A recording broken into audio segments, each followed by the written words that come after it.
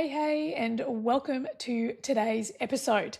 Well, on today's episode, I have one of my all time favorite human design people ever, my freaking guru, my mentor, the person I certified with, the person that, because I know you've heard the story, that I literally, the first time I ever met her as a complete stranger, sat down, had some coffee, and I was like, how the fuck does this woman know me so well? And that was my introduction to human design. So, Kim Gould, welcome to the podcast. Thank you, Emma. So lovely to be here.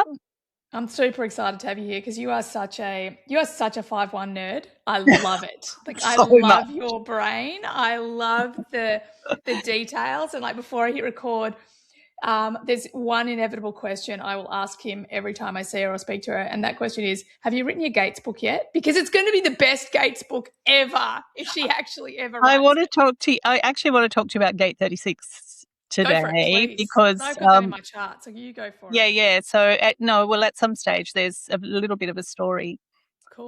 that I want to talk to you about. Okay, let's do it. So, the purpose of today's episode is really because there's so much going on astrologically this Mm. year. And, next year from a human design framework, and I know you've got a big opinion about this, we go into the new paradigm. And astrologically this year, there is so many big things happening. Mm. So because I value your opinion and I know you're so good at the details, I really wanted to just bring you on and have a conversation about all these big astrological things that are going on in 2026.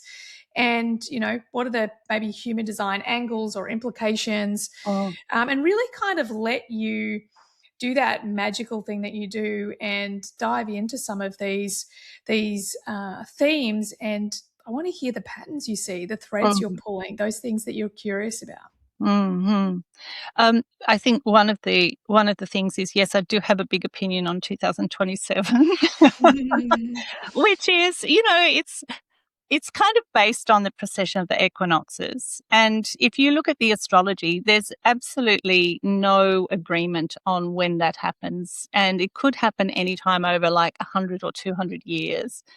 And I just think to pinpoint a particular time when there's a change, and this is, just staying with my heretic thing, this is a bit of a heretical opinion, but I know that Ra was looking at the astrology, and I wonder if he looked at 2026 and went, "Oh wow, well let's make it 2027 then." Yeah.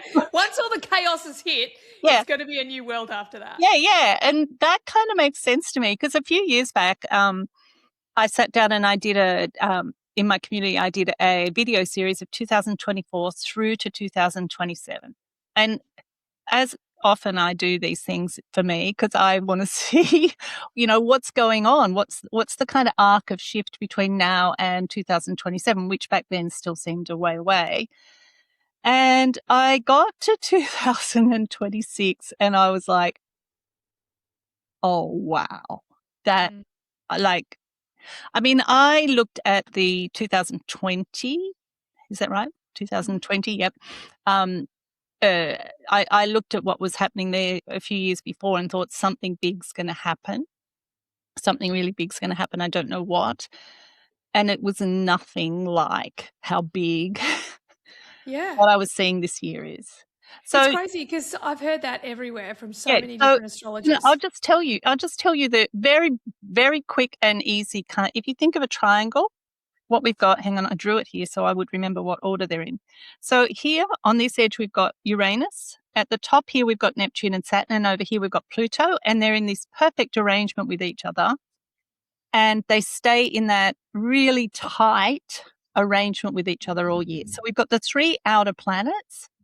And this is like incredibly rare that they come into that kind of arrangement where all three of them are in it. And then you bring Saturn in, right? And Saturn and Neptune are sitting on the Aries point, which is the absolute beginning point for a new cycle. And look, Mm. I don't know when the last time Neptune and Saturn were together on the Aries point, but I would think it would be 800,000 years ago, maybe. Yeah, wow. And if you think about what Neptune represents, it's enlightenment, higher level kind of frequencies. And for me, Neptune is very much about how we bring down inspired creativity and create culture. So if you think Mm. about Neptune, Neptune rules the movies, novels, story writing. It rules a whole lot of inspired, creative, cultural activities. Mm. So we've got that aspect of Neptune, which is culture creation, and Saturn is the builder. It's how we build things. It's embodiment. It's materialism, humanism. So we've got this very high level inspired capacity to create culture meeting up with a materialistic channel for that energy. Yeah. And they're sitting for the first time in 800 to 1,000 years on the Aries point. Yeah. It's crazy, isn't it? Like, it just feels like it's, that raising of consciousness and then simultaneously bringing it into the material world. Like, okay, well, what does this mean for our lived experience, and let's build it. Like, Yep. it feels quick, it feels elevated and fast. Yeah. It does feel fast. And it's going to feel faster towards the middle of the year as well, because the time when it's going to be most active is around the end of July and the beginning of August. So we've got a new moon on the 29th of July, and that is when Jupiter's going to join in the fun, and Wow. Mars as well. And then we've got a total solar eclipse on the 12th of August, which is, those are happening when the North Node is making a channel with Pluto. And Yep. Pluto's important here because the whole point of 2027 and the reason Ra chose that, or one of the reasons that Ra chose that date, was because as he saw it, human design shift and humans shifting from 7 to 9 centers had to do with an upgrade in Uranus and the Uranian energy. And 2027 is the date when Pluto returns to the place that it was when Uranus was discovered. So Wow. Pluto, Pluto in gate 41 is really fundamental to the whole 2027 story. And 41, of course, being the start codon gate and the Yeah. beginning of everything. And the North Node, which is what I call our evolutionary edge, like what we're leaning into, what we're growing into, is going to be in gate 30, making a channel with Pluto on that new moon, and then the solar eclipse 2 weeks afterwards. Total Yeah. solar eclipse, Wow. which will impact on Spain, Greenland. Watch out, Greenland, because that's going to affect Greenland and a little bit of Africa and Spain, the bottom of Spain. Wow. That's pretty cool. So, okay, I want to break down some of the details because I'm stuck on gate 30 because I'm thinking, like, okay, well, gate 30 is all about desire, emotional experience. It's like, that could be messy, man. I'm concerned that could be messy. I think it will be messy. I mean, it's been messy already, hasn't it? Yeah. Yeah. Like Good point. I was thinking about what I wanted to talk to you about, and I thought, well, when we're in transits, when Mars turns up, that's when things kick off, right? But Yeah. I kind of thought I won't say that because people go, oh no, hasn't it already kicked off? Like, is there more? Because it is this kind of sense that things are falling apart, which is what's happening. Yeah. But if we look at gate, if we look at gate 30 and what I believe gate 30 really provides us in terms of, the I Ching, which the gates are based on, is a book of changes, and it's a book of the description of the way in which human consciousness interacts with universal consciousness to create change. So, gate 30, in that sense, is about the specific change process of learning how to live in a constant state of clarity. So, that's something that I think we're all learning, particularly with all the activations to that 5125 channel, that initiation and learning to shift out of anxiety responses to Mhm. shock and being clearer, knowing how to keep ourselves safe, deal with, all this stuff that's going on. Gate 30, I'll just read this because it's so beautiful. The description of it is about nurturing your capacity to cultivate the part of you that shelters and nourishes insight and builds clarity. Wow. And is that like the the like the hexagram for 30, and then there's the six? No, okay. Yeah. So I love that. And the first thing that comes up for me when I hear that is it sounds like my interpretation, I'll say, Yeah. of Yeah. the solar plexus mutation, like, and because simply my interpretation is that we're going from a time that we're at the mercy of our emotions, that we're triggered, that we're controlled, that we're whatever, because, we Yeah. just let them fly, to this time where we have clarity, where we're actually like, hang on a second, there's biofeedback in this, there's Yeah. intelligence in this, there's insight in this. I just have to be the master of my emotional frequency, meaning that I, keep my center in peace and I allow the feelings to be feeling, but I don't make it mean anything, or I don't allow it to trigger Yeah. me out of peace. So I feel like that to me feels like this whole, solar plexus mutation thing that's meant to Yeah. happen. Yeah, and I would put that less into a kind of universal frame and more into a shorter term frame, because I think that the reason that we're also emotionally um, unclear, volatile, whatever, is because of patriarchy, basically. Yeah. Right? We've got Stockholm syndrome. We've been we've been inside it for so long, and our nervous system's completely dysregulated as a result of living inside that system. Yeah. And so for me, the process that we're moving into now is I always saw this right from the start of working with human design as first we have to do the global, then we do the galactic. And I feel like we're coming to a place where we're recognizing what the global will look like, which is it's not, I'm an American, I'm an Iranian, I'm a, whatever. It's not like we're not actually um, being racist or and even with the gender thing too, like whatever gender you are, however that works, so this not it's not even diversity, it's just everyone just being you know who they are, and Just that differentiation. That's it. exactly. And so to be able to move out of the ways in which we have dehumanized and been dehumanized, because, to decolonize, to move out of being in, part of that extractive, colonizing, imperialistic kind of mindset, which we've all internalized that, right? And we do it to Yeah. ourselves.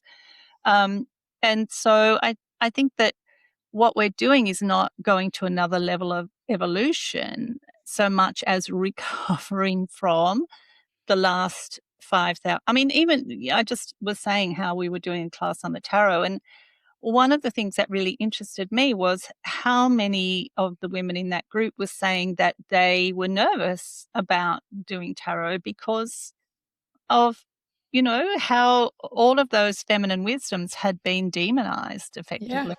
That was I talked about on the podcast years ago when we had Liz Zamorsky, and I was talking to her about the tarot. Like, I was actually afraid of it. I was afraid of Yeah, it in the beginning, and it's just the conditioning. It's just this, it's yeah, crazy, the isn't it? the demonizing. And I feel like one of the things that I've noticed over my years is really the more my consciousness rises, the more awareness I have, and just waking up in these big moments and little moments, realizing how, like you said, it's within us and we're so deeply conditioned. Mhm. When I first separated from my ex, of course, because what do? You read feminist kind of books. So I read a lot of these books, and I always thought, like, oh, it's not really a big deal for me. I'm not really affected by that. My dad did all Yeah, the yeah, cooking.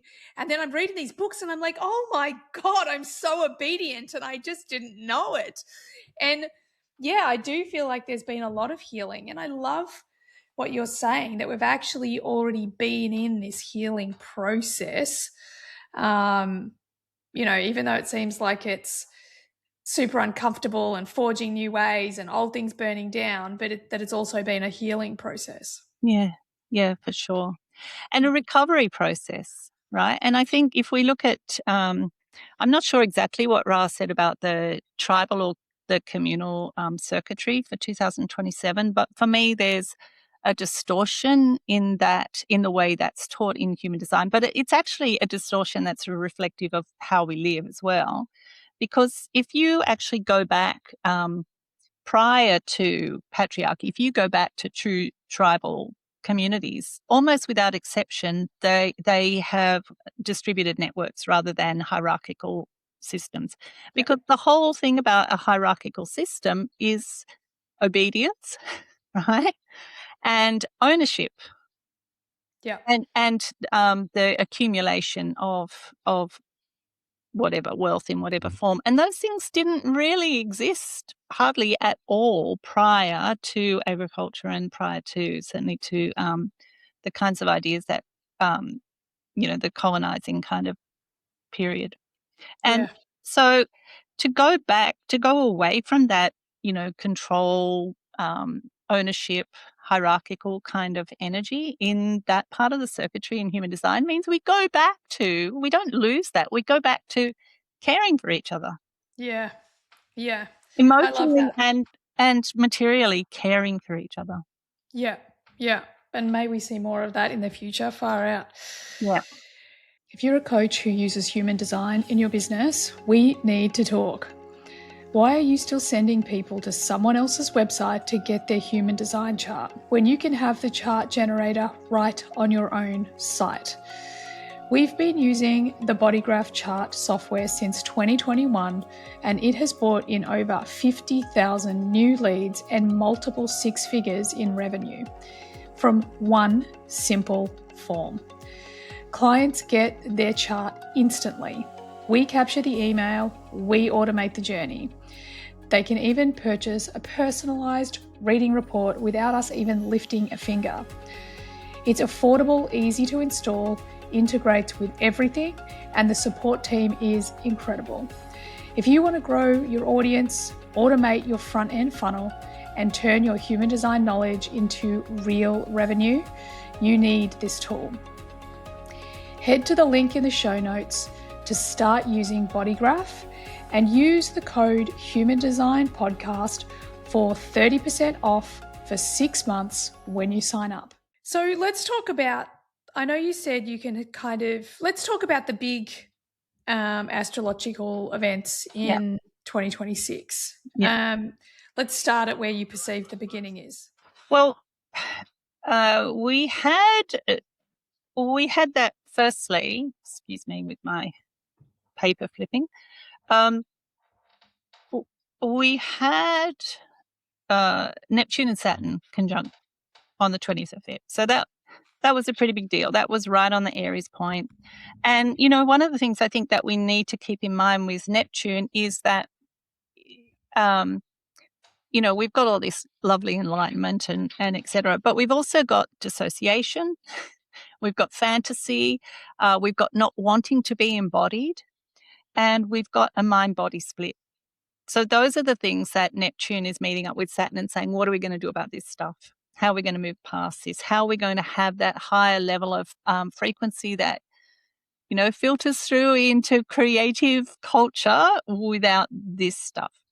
And then with Saturn being there as well, and I talked about the positive things about Saturn, but the negative things about Saturn, something that drives me crazy, is skepticism, right? So like, I occasionally, I rely a lot on alternative therapies. So things like homeopathy, energy healing, there's so much skepticism about those things. And the skepticism comes because people firstly, they've been demonized, but also people are scared of, they don't know how to validate, but for, most people, you and me and most people who are listening, we do know how to validate that they're helping us. So we've got this skepticism about other dimensions, right, that Saturn has. So Neptune and Saturn coming together, it's like a match made in heaven right now for us, because it's overcoming the dissociation, but also the idea of ascension, which is another thing I have big opinions on. Because ascension, the whole idea of it is a mind based on a mind-body split. So here's the thing for me. Saturn, Saturn is is giving us the opportunity to open up to this incoming higher dimensional energy and to be able to use it to build new communities, new collectives, new ways of relating to each other all around the world, to caring for each other. And it is actually, Saturn is actually acting as a channel to embody those higher frequencies. So we've got the involution and the evolution, we've got to take the frequencies in, and we've also got to take them into our body and send them down. But we've got like all of the movement happening. Yeah. And you know, it's really interesting what you were saying. I just saw a Instagram reel from Chase Hughes, and he was talking about, he's like, I'm going to say something that my spiritual friends are not going to like. And he basically says, awakening is boring. Like, it is not the bolt from the blue. It's not the geometric shapes. It's not that moment of the angels are singing. It's actually a really boring, it's just the embodiment of awareness. It's the embodiment of, you know, all of these, you know, when we dream these things up in the esoteric. And I would say in my spiritual journey, this has been a big issue for me, because it's not all fucking, you know, fireworks. It's really ordinary and everyday with me, yet it's there. It's this connection. And I feel like what you're talking about is that actually waking up to the fact that waking up and ascension isn't this thing we've glorified as, you know, like seeing spirits or connecting with angels or all these things that, you know, all power to you. If you're doing it, rock on.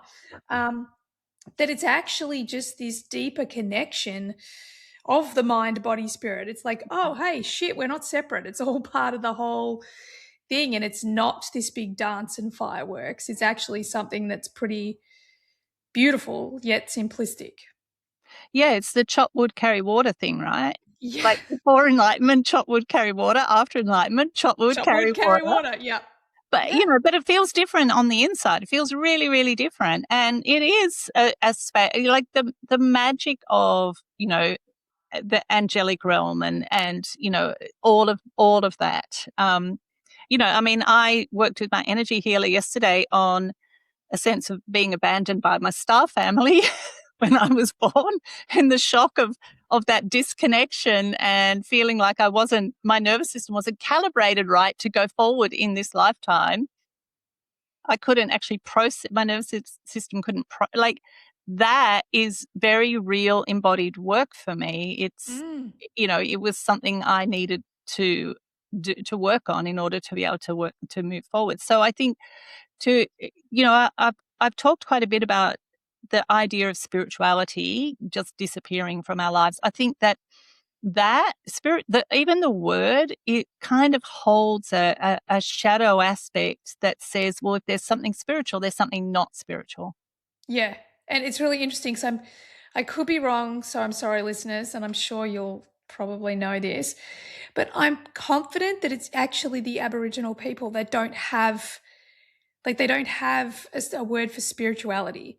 It's because it's everywhere. It's earth. It's, you know, it's us. We are, you know, it's everywhere. So if it's not them, it's another Indigenous. I think a lot of my ideas come out of the fact that when I was studying law in Sydney, and I was doing, at the same time, I was doing a course on Aboriginal culture at Sydney Uni. And I was just so completely and utterly shocked and blown away by the complexity and the intelligence of their culture. Yeah. I mean, just apart from anything in terms of their amazing art, I've got a book here that's called How Australian Aboriginal People Invented Abstract Art, because their artwork was a huge revelation to the whole world, the whole art world, once it started to get out. But just the things like their moieties and their law, and, you know, these things, it really, really upsets me when people talk about how we've evolved beyond, Indigenous culture. I talked about this at the conference. It really bugs me because honestly, if we could have the quality of life and the kind of intelligent living systems that they had created to live within, we would be so much better off. Yeah, 100%.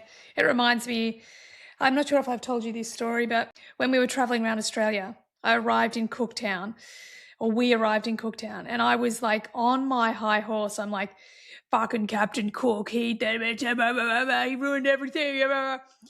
And in Cooktown, they actually have copies of his captain's journal Yeah. all over the town. And basically, what you've just said is exactly what he said Yeah. in his journal. He's like, we are not bringing them anything of any value. Yeah. Their life is full of value. They Yeah. have it all worked out. We have so much more still to learn. And yeah, you're so right. Like, yeah, the wisdom is incredible. And yeah, I reckon it's time to go back. The complexity of those systems, the complexity of the systems that they created to live within is that's what this course was about. And that's what really blew my mind was, Mm, how, who could eat this and who could marry who and how the seasons, like, it's just mind blowing. And, mm, and look, it's not about going back to that, right? And this is a puzzle that I've kind of played around with for like decades, really. Like, if we're not going back, where are we going? yeah. Right? What's Where the are we next going? cycle? Yeah. Yeah, what's the next cycle? And I think that our capacity, I think the global thing is part of that, although there's also a bit of a idea that people didn't travel back then, but in fact, the evidence is all that they traveled as much as we do, really. Yeah, yeah. If you look at the flow of goods around the world, it was like the amount of travel was phenomenal. Um, but I think that looking at these planets in that aspect that I mentioned astronomically, what we've got is, remember, Pluto is, well, let's start with Uranus. Uranus is technology, but it's also the ruler of Aquarius. And Aquarius is the sign, the astrological sign that says, okay, so you need to be able to be uniquely yourself whilst also fitting within the collective. And that's that thing that I call the matrix of brilliance, which is a collective the collective will be more and more brilliant the more and more brilliant each member of that collective is. Yeah. And Yeah. that's a major shift from how we do things now. Yeah. And that, I would say that's a large part of obviously the theme of the age of Aquarius, but I'd say it's a large part of this new paradigm. Like, if we think of the four gates that are involved in the new paradigm, like, I think it speaks to that, to, being our most unique self. Because if we are the best puzzle piece we can be, it's going to serve the greater good. We can't help but be, Yeah. desiring to serve and support the greater good. As opposed to when I was young and I used to get sacked from my jobs because people felt threatened. Yeah.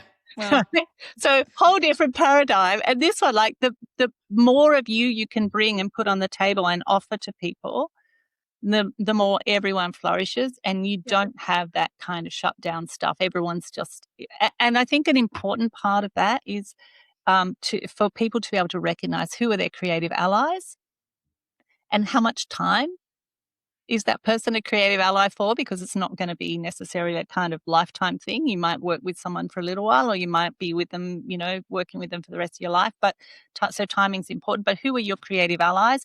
And don't get knocked out of joint if someone doesn't see you, because it just means that they're not your creative ally. yeah, exactly. Yeah. Don't take other people's stuff personally. Yeah. That's good for everyone, but especially my Line 5 friends. Really, don't take other people's stuff personally. So that's Uranus. And then Pluto, the thing about Pluto is that Pluto's a gateway to galactic consciousness. So, Right. What happened back in 2005 when Pluto was demoted, apparently, but in fact, actually what they discovered was, when they had a better look, was that Pluto was had much more similarity to all the planets out beyond what we knew then as the solar system. It had really no similarity at all to what else was going on inside the solar system. So, okay, I don't want to go into Sarah's, but Sarah's is really important here. You love Sarah's. I know I do. And the Sun and Saturn are sitting on my Sarah's right now. I do love Sarah's because I think that a lot of what we attribute to Pluto is actually in Sarah's, is Yeah, actually right. qualities that Sarah's holds. I think that Pluto's qualities are much more related to opening us up to galactic consciousness.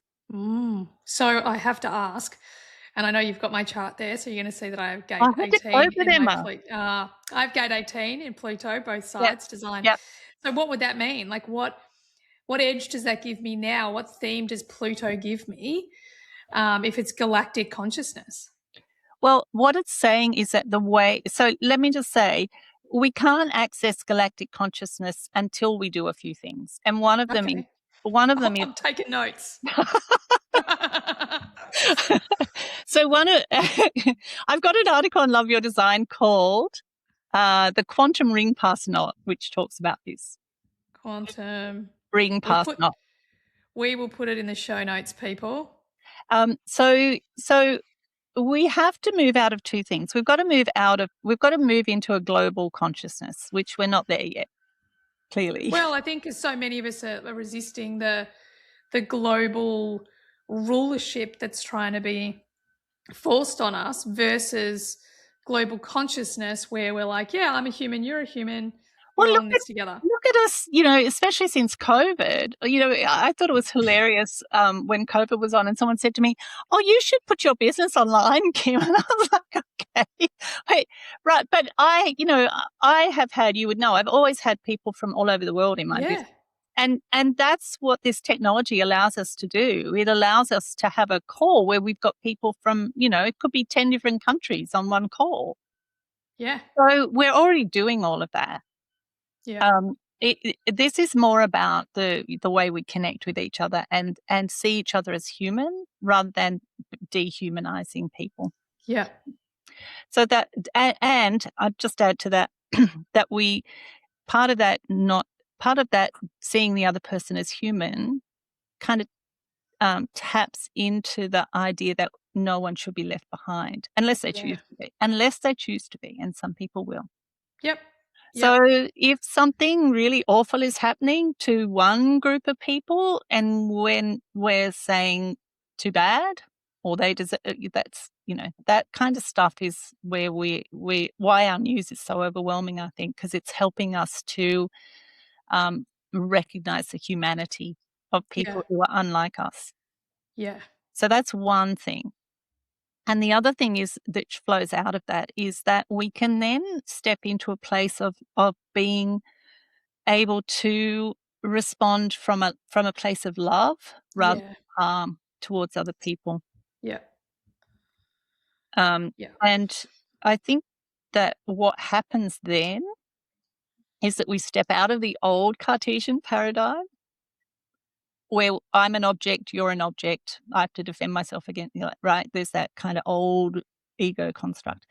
We mm, step out of that and we step into the new energy, which isn't the quantum world. It's actually what's on the other side of the quantum world, which is basically where we all have this like little atoms all moving around the universe, right? Where we're all just yeah. going, you're my person now, or you're my person now, and look what we're doing. Isn't this amazing? So we have this whole, what I call the matrix of brilliance, which is we're all bumping into each other, doing all these amazing things together. Oh, And sounds brilliant. And it sounds, it's really interesting because as you're speaking, I'm like, and it might be my line 3, but this idea of being free to be ourselves and to collaborate and oh, let's do this with you and let's do this with you and not have that conditioning of, oh, yeah, but if you've built this relationship, then this is the way you must behave, and if you're not behaving this way, then you're a bad friend or business partner or whatever. Like that freedom to just be like, yeah. hey, this is really cool, like let's just as you say, like bump into each other and see what we create. Like that sounds, yeah, my little line 3 heart is like, yeah, baby, let's do it. Yeah, exactly.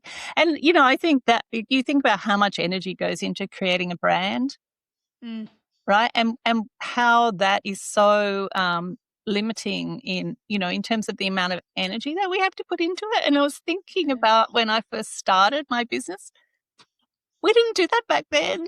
Like, this is the early Mm, 2000s. You just threw up a website and I was just playing. I was like, "Hey, everyone on my email list, I'm gonna yeah, do readings this week on goddesses. Who wants one?" yeah. I was just in this really playful mode, and I miss that. It's so much more structured now and Mm, much more corporate. And yeah, then that limits, right? It limits yeah. because the time and money and energy that goes into holding that structure in place is ridiculous compared to It what is true. And I think that's one of the things we teach a lot. I know for me, like, I'm so aware of my sacral energy. And if I don't have energy for something anymore, then I've not, I don't try and force it. We Mm, don't try and sort of maintain this rigid brand because I just don't have the energy for it. I think yeah, that's one of the beauties of human design and business is that because I often think about when I first started my business and I have the same lived experience as you. I was playing, I was having fun, I was yeah, learning stuff, I was sharing it with everyone, I was having conversations. And that's something for me that I even think in business today, like this year inside our collective, with HDX, I'm always like, we're all visionaries in this together. Like, fuck this whole I'm out the front because I'm the leader bullshit. Like, I'm learning like you're learning. Let's all yeah, do this together. And again, I feel like human design is the thing that's always helped me come back to that, like our purpose, this purpose that, I hunted for forever. I'm pretty sure I'd chewed your ear off a number of times about my purpose. Now I know it's just to be me. It's to be my authentic self. And yeah, I feel like that's what's so powerful about everything that's going on in the world is breaking all of these old structures. As you say, like, let's stop wasting energy creating something we think we should create and really go back to that. I always remember you telling me the story of your sacral response experiment, like literally, and the way, there were times with your kids that you're just like, okay, if your sacral says no, then it's a no. yeah, And I think not many of us are brave enough to do that. And I think learning from you really gave me that. Well, if you're going to experiment, Emma, you have to experiment. You can't just experiment on the good yeah. days. So, yeah, I feel like that's the beauty of human design and where we're sitting right now. If you're brave enough to be your authentic self and listen to your strategy and authority, not just the decisions that you like, but also the decisions that feel challenging and uncomfortable, Yeah. that's when you start to create something truly magical. Yeah, for sure, for sure. And I mean, I was blessed to be put in a situation where I had complete freedom Mm. and support, um, to just be completely outrageous and follow my sacral. And I felt really blessed even at the time and recognize that. And one of the things that I think is really important is sometimes you literally Mm. can't follow like it's too hard. Mm. And one of the things that I think is important is to speak to your sacral and say, I hear you. Like, don't Mm. try and pretend that you're not listening. Oh, no, I didn't hear that. La la. It's like, I hear you. I can't act on this at the moment, but keep telling me, keep giving me this, this information. Yeah, I love that. I Mm. love that. Because, yeah, I suppose it's always the relationship that we're building with our authority that Absolutely. matters. And, like making sure that we listen and act on the things that we can act on, our choice for dinner, maybe, like Yeah. these smaller Yeah, decisions. exactly, and build on that. And, Yeah. I think if something is hard, I mean, I was kind of going through a marriage, not just like, not just a marriage breakup, but I left my husband and ran off with the woman from up the road, and he kept my children for 2 years, and so it was pretty big time. Um, but if I think about how much I had suppressed that information, I think it's it's generally habitual to Mm. suppress it, and so that's why I think it's really important, even if it's just the tiniest little hint, to just say, "I hear you. I hear you. Mm. Keep Yeah, I talking love that. to me. Keep communicating with me."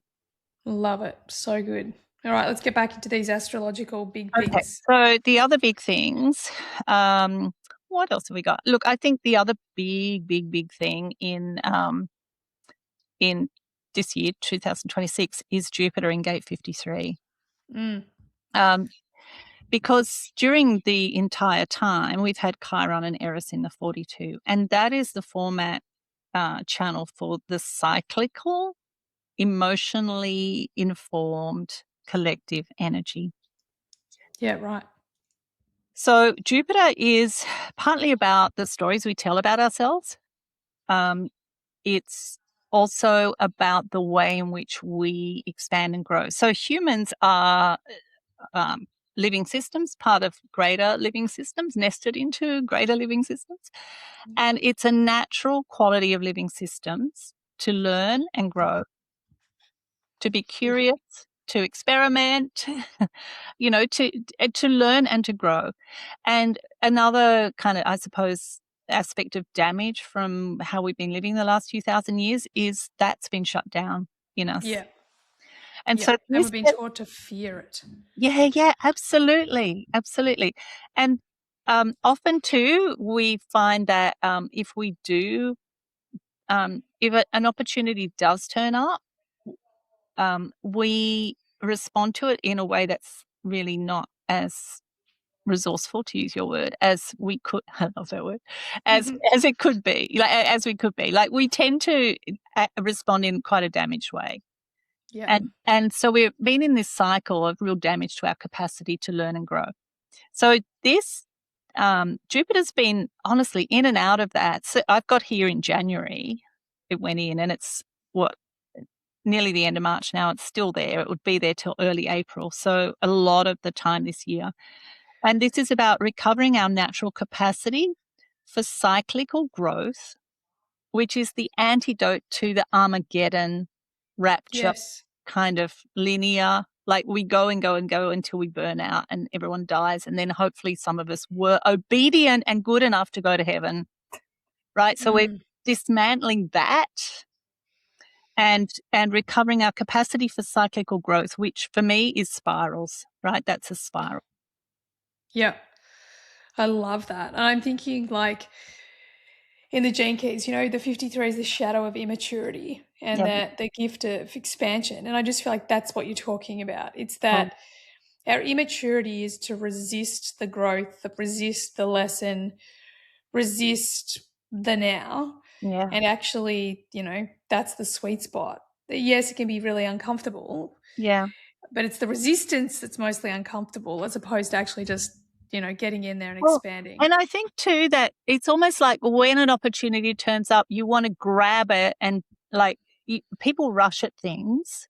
And in Mm. fact, in that channel and in the other channel that is kind of the partner of that, which is the 5432 channel, those two channels are all about really slowly and very gradually working with other people to integrate our own experiences in our day-to-day life. Mm. So it's not about, again, Jupiter going on a crusade, bombing people into submission, or, doing a startup that goes to $5 million in 3 weeks. It's none of that. That's all the old Jupiter energy. This is about working together with other people and gradually weaving into your daily life the sense of creative purpose that you have. Oh my God, I love this because I'm reflecting on one of the kind of big themes for me for the beginning of this year. And I would say the last month. In fact, probably the last month it's really highlighted is just this awareness of, I've always had this drive to create success, and then that became success on my own terms, or that's my line 5 Yeah. impact, but the last month I've kind of really dialed in to this feeling of actually, if I want to be known for anything, and that's not really how I've framed it, but if there's a Yeah. focal point, my focal point is actually to live my life the best I can live my life, like instead of half-assing the things I'm passionate about, like surfing that I've just picked up again, or riding my horse, they don't make me money. They Yeah. don't, they don't get me anywhere, but the joy. And I feel like there's been this next level epiphany in me, really understanding that, my work is my life. It's my business, the job I do, I love that too. Mm. But it's the whole complete life Yeah. that is actually my work. And I feel like for me that's like I've really let myself off the hook. You know, I used to have all these whole like, oh, I have to have a big team and I have to this and that. I could not give two shits. And I mean, I am 51 now. So I'm like, yeah, well, I don't want that. I want to actually have freedom and live and hang out with the people I love and help people do the same thing. And yeah, I feel like that's kind of a pretty significant theme. I've got the 53 in my design moon as well. So yeah. Yeah. And it's interesting that you talk about fear, right? Because all of those root center gates have that sense of, do I want to go out there? Like from the Kundalini point of view, right? Your energy's down there in the roots. Like, do I really want to go out there? And you're kind of testing, do I? And then your 53 is meeting up with the 42. And that's a lot, right? Because that's the gate of blessings and infinite increase. And in the I Ching, in the 42, it says you don't need to control this. You just need to have the personal tools to move with it. Oh, I love that. You know, one of my favorite cities is my gate 40. It's in my Yeah, design earth, divine will. I'm like, yeah, divine will, baby. Like, if I just yeah, listen to my strategy and authority, just move me, mate. I'll do yeah, my work. That's what I'm here yeah, for. yeah, yeah. Makes it simple then. Mm. So, what then? We've got from the 27th of May, we've got Jupiter in the 62 and Neptune in the 17. So that's going to be a fun time. I think that that's more about, put here, bring the optimism to reach for a higher way of thinking and a more compassionate world. But I think even more than that, what we've got is this shifting in the way that we think about our identity. And I think this is partly where your Pluto comes in, just going back around to that. Yeah, cool. Because the Loving it. 17's like the programming partner, right, for the 18. I have the 17 too. Oh, right. Yeah. Okay. What have you got there? My 17 is in, ooh, it's like in my, What planet? I mean, when I yeah, say. is it So my you look that up, Venus? and the one of the other kind of major shifts that I think is happening is a shift in the way we constellate our identity. So this kind of goes back to the Stockholm syndrome thing in a little bit, because I think that we have learned, I mean, it just makes sense that we think about who we are in terms of the community, the tribal circuitry. What value are we bringing to people? Yeah. Will we get paid for what we do? You know, am I, should I, like, what's my job at home when I'm growing up doing the dishes? Like my little brother had to take the bins out and the girls had to do the dishes. Kind of like that was, I thought that was what? A bit strange. Yeah. But Hang anyway. on. Yeah. But, that idea of how am I of value, and I'll be that person. Yeah. And what the 1762 channel does in a really massive way, it gets us to think differently about who we are. So it gets us to challenge our beliefs and to move beyond our confirmation, our confirmation bias. So we're not just seeing the things that we know, we're starting to see things that actually challenge our thinking about who we are and how we communicate with the world. So it's the belief structures, right, coming from the ash of the throat. It's the belief structures, the patterns of thinking, and specifically it does relate very much to the way we think about who we are and how we fit in the world, what the world is and how we fit in it. So that's what I actually think that Neptune Jupiter thing's going to be doing there. And what was that date again? Yeah, I'm just looking for when it is. Goes in on the 27th of May. It's Jupiter and Neptune will be there together from the 24th of May till the 13th of June. So it's only a few weeks, but Jupiter and Neptune in a channel together is a really big deal. Testing our beliefs in reality by sharing them with others, and learning not to repel reality in order to protect our own precious beliefs. Mm. So that time is a really good time to do a lot of journaling, a lot of, considering how Maybe being open, like just being open to different views and point of views, and Yeah, you don't for have to sure. agree with them, or you don't have to just not make them right or wrong. Just be Yeah. curious, not judgmental. And think about the 4 too, which is kind of coming down in that same circuitry. And gate 4 is the young fool who actually learns through experience. That whole channel, that all that mental energy there is about learning from experience. So when you share your ideas with other people, which the 17 does love to do, what what Yes, happens? I do. Yes, I do. My It's in my thoughts. Venus. I was right. So what happens when you share your ideas? Do people's eyes glaze over? Do they disagree? Like, All sorts of yeah. things. It's like, So who knows? It's a it's bag of tricks. it's the feedback, right? That's Yeah. helping you to get an idea of that. And then Jupiter goes, honestly, Jupiter in the 53 goes back in, and Mars is in the 42 with Eris for a while. I haven't got the exact dates, but in May. It's just that channel, that circuitry channel is So it's so like almost amazing. an identity shift kind of feeling, potentially. Definitely, definitely. And think about strange attractors and what things constellate around. That's where I got the idea of this idea of constellating your identity around a different thing. So we constellated it around our tribal value, but now we're going to be constellate, which is the heart center, right? The communal heart. But now we're going to be constellating around the G center, which is why we've had all of those activations to 2551 to keep moving it up. No, up this way, up here, up here. This is who Yeah. you are. This is who you are. This is the center of identity. Yeah.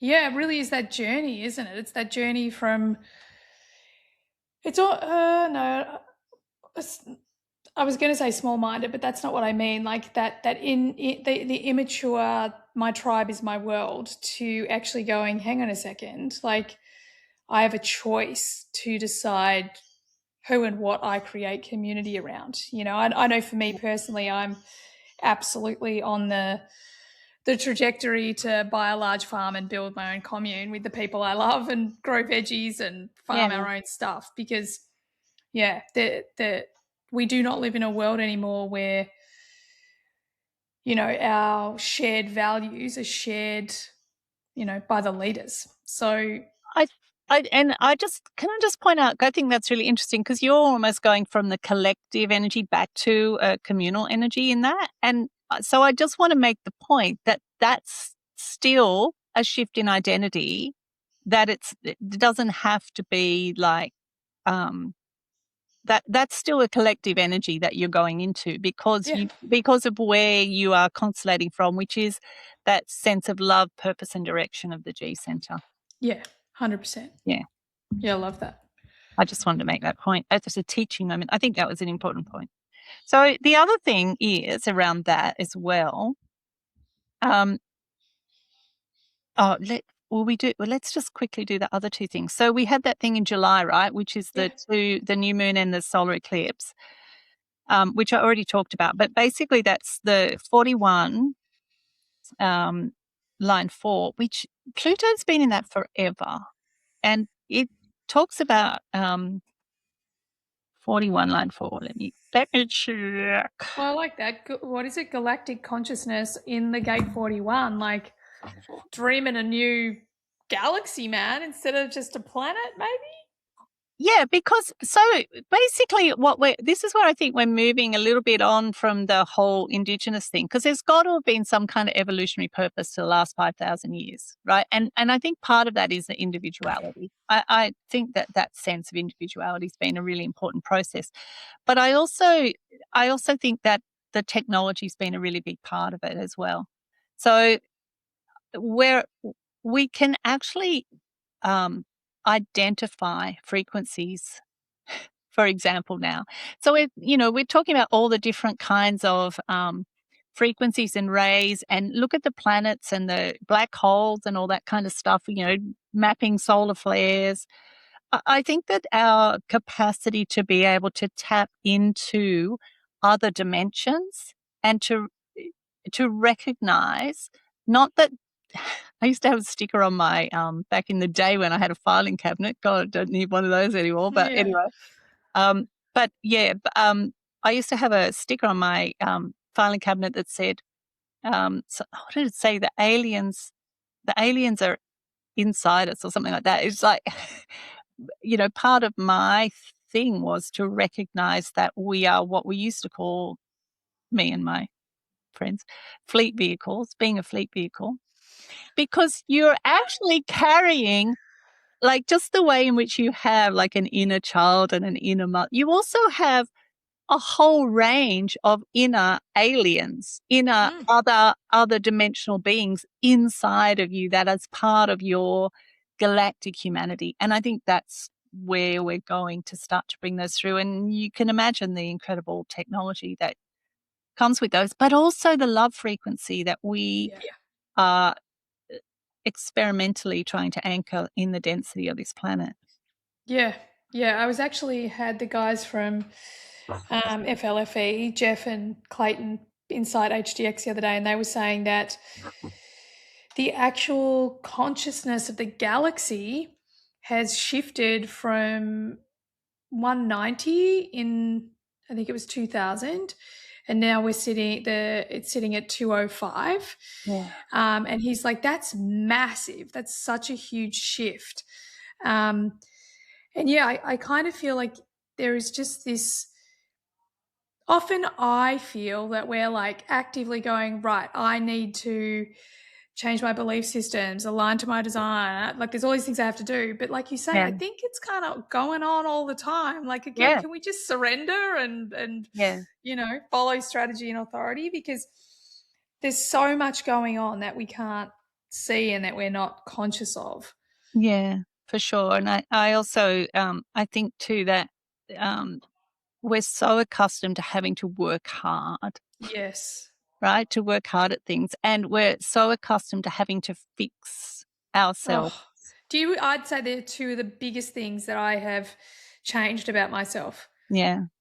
Which is Pluto in gate 18, right? That constant internalizing, to the shift in the 18 of saying, well, there must be something wrong with me, just being able to go, the world is wrong. I can see where it's wrong. Let me just, engage with it out there rather than constantly making myself wrong. Like that would be a huge and Yeah. powerful message that you bring.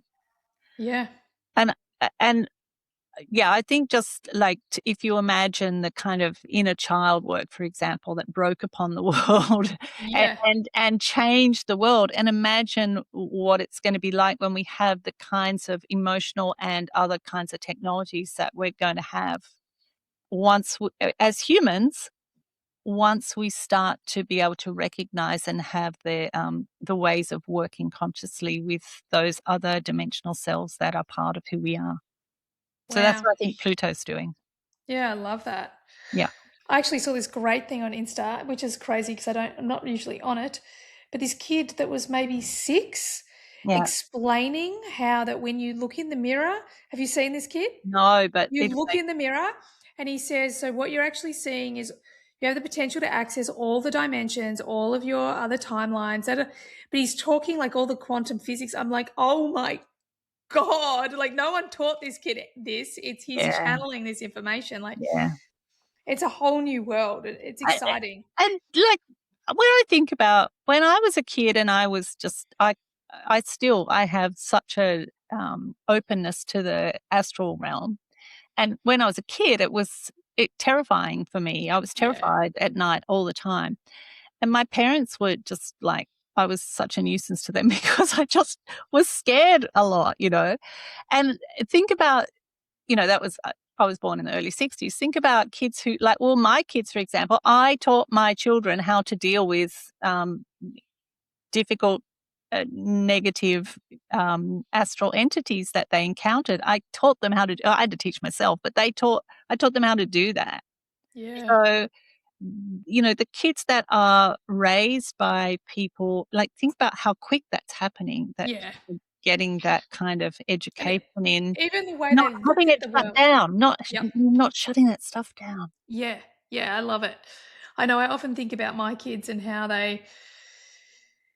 because you're so close to the project, you don't see how different they Yeah, are to the yeah, mainstream. I actually had this cool conversation with a group yeah, of friends, and I was saying talking about parenting them and, in alignment with their design. And someone said, God, that's so good. You're so lucky to have kids like that. I'm like, yeah, but they don't fit into the system. Oscar got 3 detentions this week, it's not all sunshine and rainbows.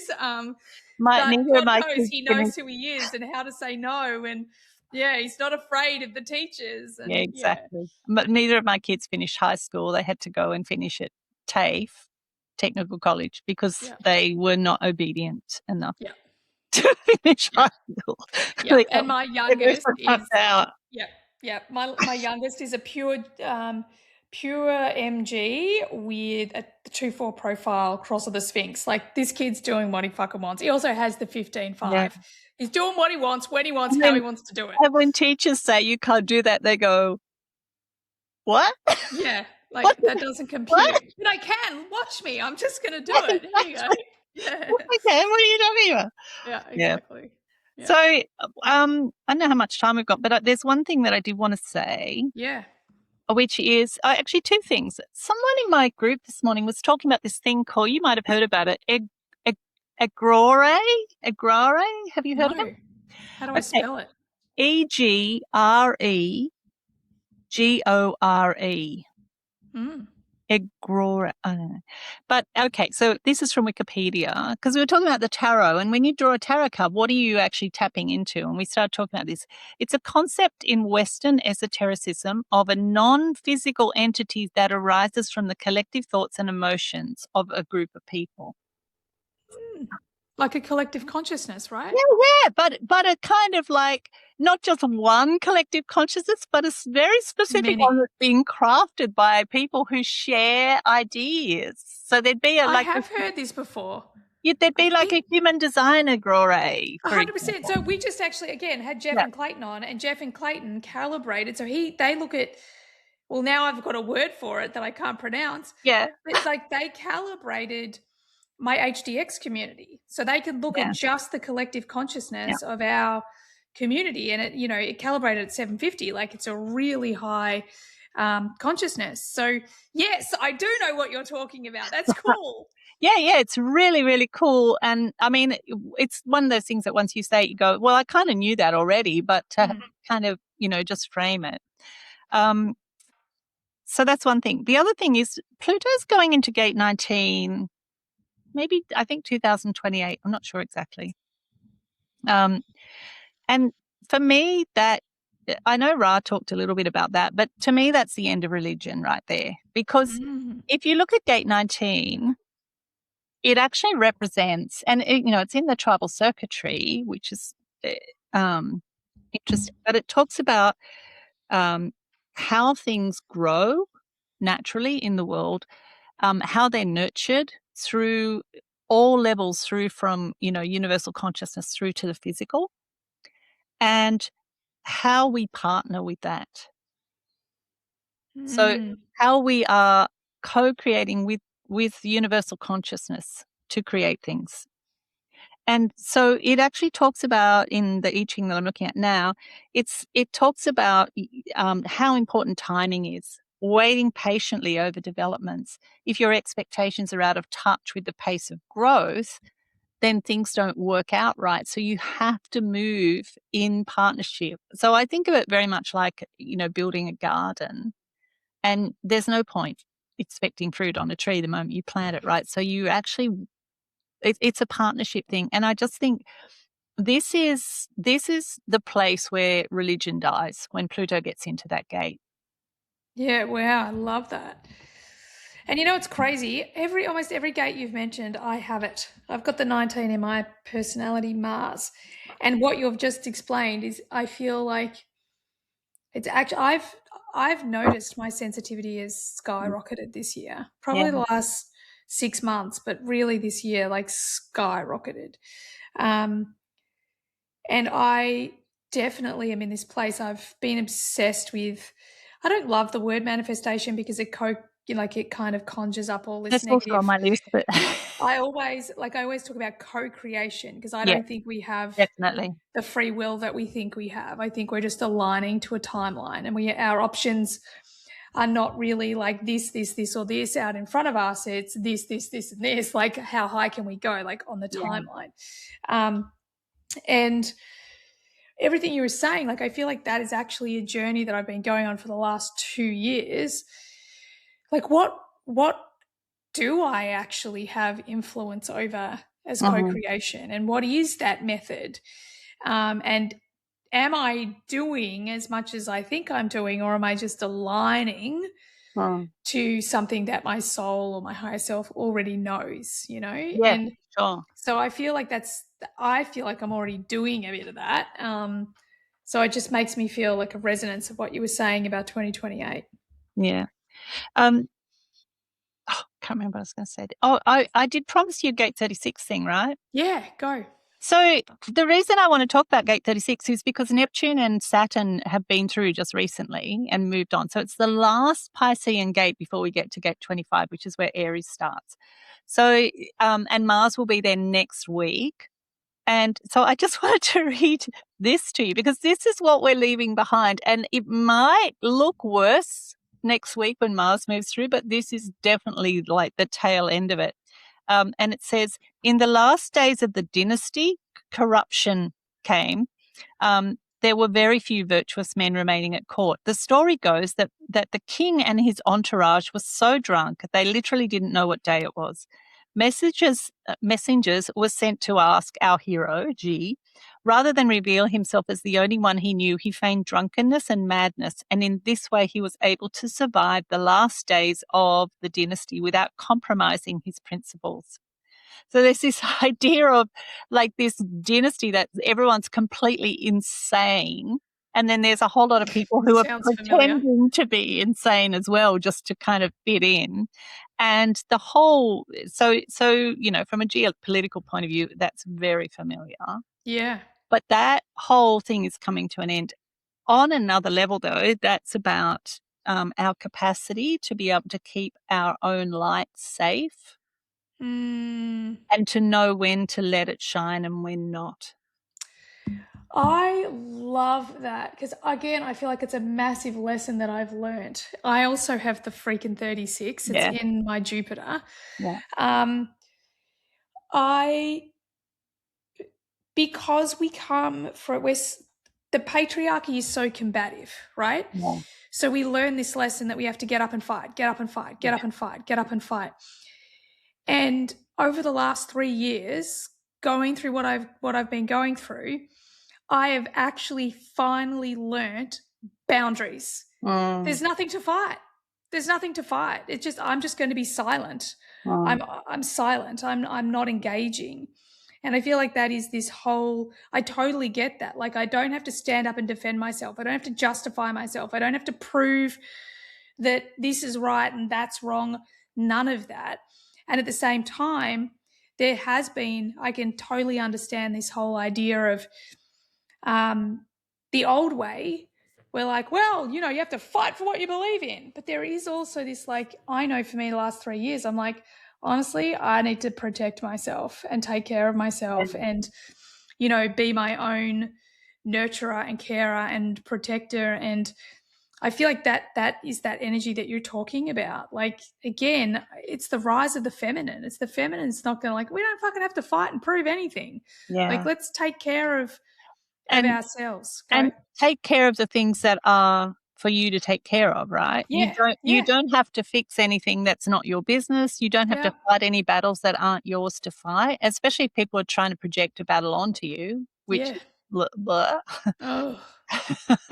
but just, to take care of the things that are yours to care for. Yeah. And I think just going back to you and your commune, like that is our purpose, is to take care of the things that we're here to care for, that are ours specifically. And if we all did that, imagine how different the world would be. Yeah. Yeah. I love that. Well, on that note, any further insights? Anything else you want to add? No. No? Oh. So what do you think, what do you feel would be the best advice for my listeners? They're all kind of visionaries. They're all kind of creating a new path out in front of them. They're all leading in some way. what do you feel, do you want to leave them with? 2026, what do we need to focus on? I think the sense of noticing what's alive and working with that. Oh, I love that. Mm. That's such a big shift too, right? Because the mainstream, the media would have us focusing on what's dying. Let's focus on what's alive. I think that's really beautiful. Yeah. And So, Chiron's about to go into gate 3 as well for a bit, so great. yeah, so that's very much a gate 3 thing. Yeah, I love it. Well, Kim Gould, thank you again. Thank you so much for joining me. Thank you, Emma. It's always great. I love getting together and having a good chat with you. Yeah, me too. I'm still waiting on that Gates book, so whenever you're ready. Have you done the channels? Have you done the channels? No, I'll no, just put that on the nothing. list. Yeah. It'll happen in the right time at the right time, Emma. Exactly. All right. Thank you. And thanks everyone for listening. I trust you got what you needed from today's episode, and I so look forward to having you on the next one. Bye for now.